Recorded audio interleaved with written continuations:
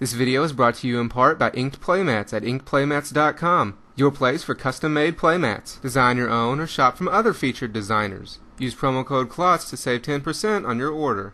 Inked Playmats, your game, your style.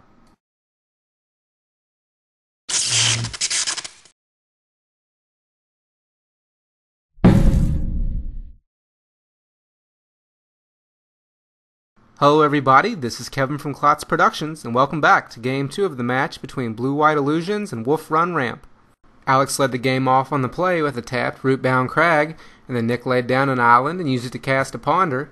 He needed more lands but didn't see any on the top, so shuffled them away. Alex then laid down a Copperline Gorge and cast a Rampant Growth, and then used it to search for a forest.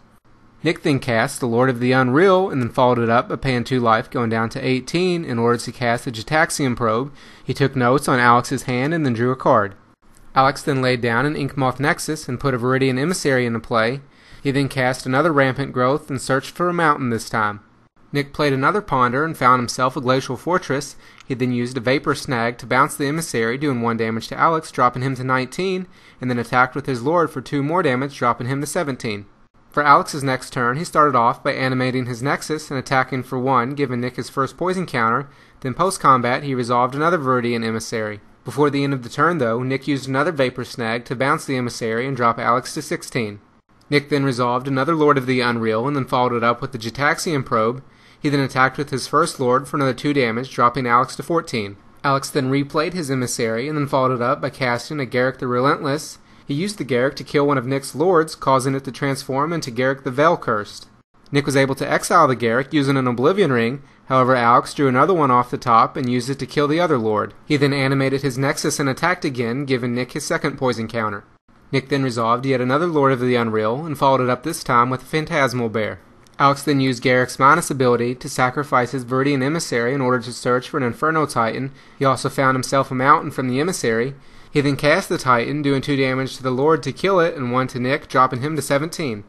He then animated his Nexus and attacked again, bringing Nick up to 3 poison counters. Nick simply laid down an island and passed his next turn, and then Alex animated his Nexus again and attacked with the Nexus along with his Titan. He immediately pumped the Titan as opposed to waiting, so in response, Nick flashed in a Snapcaster Mage and gave his Vapor Snag flashback.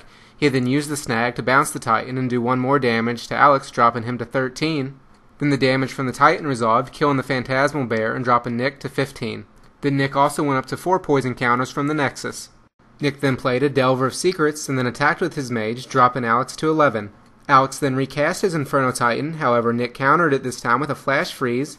Then Alex followed it up with a Slag Storm, wiping Nick's board. He also attacked with his Inkmoth again, bringing Nick up to 5 poison. Nick held the next card he drew, and then Alex used a Green Sun Zenith to search for a Primeval Titan.